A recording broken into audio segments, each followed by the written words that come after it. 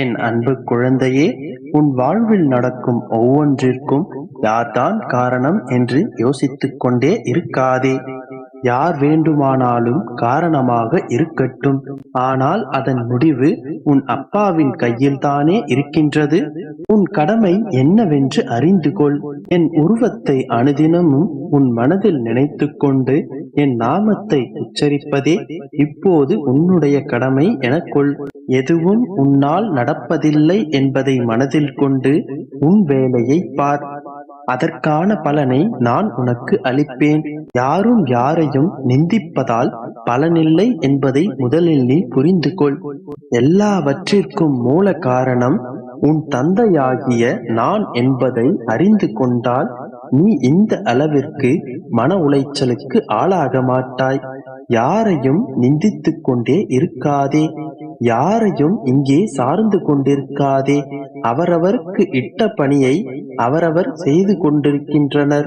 அவரவரின் பலன் அவரவர்களை சரியாக போய் சேரும்.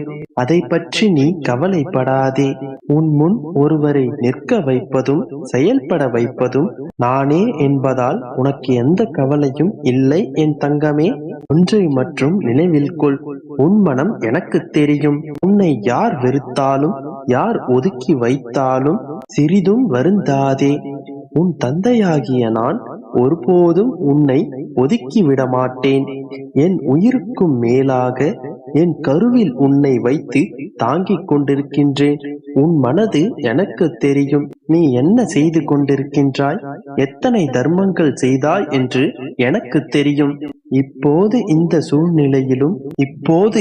சூழ்நிலையிலும் உன் மனம் இவ்வாறு கலங்கிப்போய் இருக்கின்றது என்பது எனக்கு தெரியும்.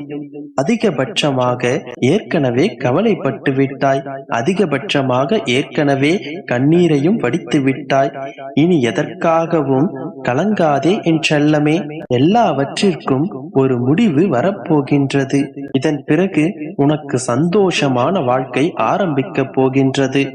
எனதிந்த வார்த்தைகளை இன்றைய நாளின் சத்திய வாக்காக உன் மனதில் எடுத்துக்கொண்டு நம்பிக்கையோடு இரு. உனக்கான நல்லதை நான் நடத்தி வைப்பேன். உனக்கு ஒரு நல்லதை நடத்தி கொடுத்த பின்பே, முகத்தில் மகிழ்ச்சியை பார்த்த பின்பே உன் அப்பா நான் ஓய்வேன். என்னை நம்பினால் இன்று முதல் மகிழ்ச்சியாயிரு. மற்ற எல்லாவற்றையும் நான் பார்த்துக் கொள்கிறேன். நம்பிக்கையோடு இரு, நல்லதே நடக்கும். என் அன்பு குழந்தையே, உன் வாழ்க்கையில் நடக்கின்ற அனைத்து விஷயங்களுக்கும் ஒரு காரணம் இருக்கின்றது. சில விஷயங்கள் உனக்கு சந்தோஷத்தையும் நிம்மதியையும் கொடுக்கும். சில விஷயங்கள் உனக்கு வருத்தங்களையும் கஷ்டங்களையும் கொடுக்கும். அவையெல்லாம் எல்லோருடைய வாழ்க்கையிலும் நடக்கும். ஆனால் அதை ஒருவர் புரிந்து கொண்டால் இன்னொருவரால் புரிந்து கொள்ள முடியாது.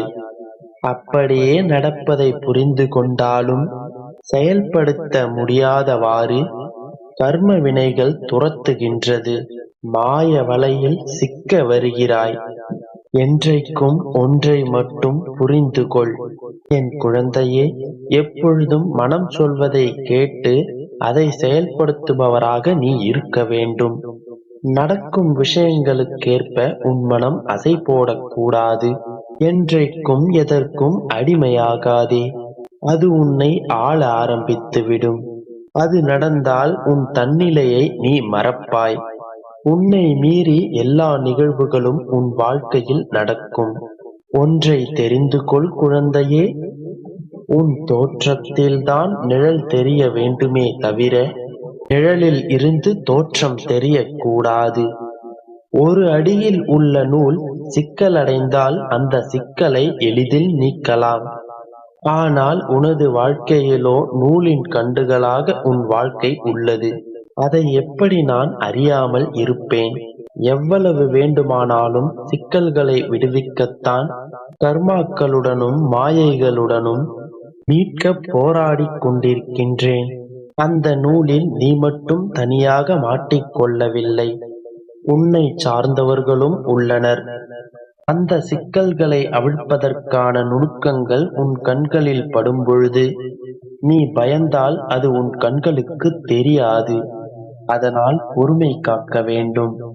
ஒவ்வொரு சிக்கல்களையும் அவிழ்க்கும் பொழுதுதான் உன் மனதின் கோணலான சிக்கல்கள் அவிழ்க்கப்படுகின்றன. என்றைக்கும் நீ சந்தோஷமாக இருக்க வேண்டும். எதை நினைத்தும் கலங்காதே குழந்தையே. எல்லாவற்றையுமே உன் அப்பா நான் மாற்றிக் காட்டுவேன். என் அன்பு குழந்தையே, இப்போதெல்லாம் உன் வாழ்க்கையில் இருக்கும் வருத்தத்தை விட என் மேல் இருக்கும் வருத்தம் அதிகமாக உள்ளது. தினம்தோறும் இது நடக்கும், அது நடக்கும், நற்செய்தி வரும் என்று சொல்லிக் கொண்டேதான் இருக்கின்றீர்கள் அப்பா. ஆனால் என் கண்கள் முன் எதுவுமே நடக்கவில்லை என்று என் மீது வருத்தப்பட்டுக் கொண்டிருக்கின்றாய். உன் கேள்விக்கான பதிலை கூறி உன் மன வருத்தத்தினை போக்கவே நான் இன்று உனக்காக வந்திருக்கின்றேன். எல்லோரைப் போலவே நீங்களும் என்னை ஏமாற்றி விட்டீர்களா அப்பா என்று நினைக்கின்ற என் பிள்ளை முகத்தை பார்க்கும் பொழுது நானும் கூட வருந்துகிறேன். நீ என்னை புரிந்து கொள்ளாமல் பேசுவதைக் கண்டு எனக்கு வருத்தமில்லை. ஆனால் உனக்கு நல்லது நடக்கும் என்பதை கூட புரிந்து கொள்ளாமல் கவலைப்படுகின்றாய். நான் உன்னிடம் அடிக்கடி கூறுகின்றேன், நான் உன்னோடுதான், உனக்கு தாயாகவும் தந்தையாகவும் சகோதரனாகவும் உன் உடனே இருக்கின்றேன். ஒரு தாய் தன் குழந்தையை சாலையை கடக்கும் பொழுது கைகளை கோர்த்து கொண்டு நடப்பாள். அதுபோலவே நானும் உன் கைகளை கோர்த்து கொண்டு நடக்கின்றேன். சாலையில் நெரிசல்கள் அதிகமாக இருக்கும் பொழுதும், சாலையை கடக்க முற்படும் பொழுதும் அந்த குழந்தையை இடுப்பில் ஏற்றி இறுக பற்றிக் கொள்வாள். அந்த குழந்தை விருப்பப்படி கீழே இறக்க சொன்னாலும் திமிரினாலும் கூட இறக்கிவிட மாட்டாள். இறுக பற்றிக் கொண்டு நடப்பாள். தாய் இறுக பற்றிக் கொள்வது அந்த குழந்தைக்கு வலிக்கும்.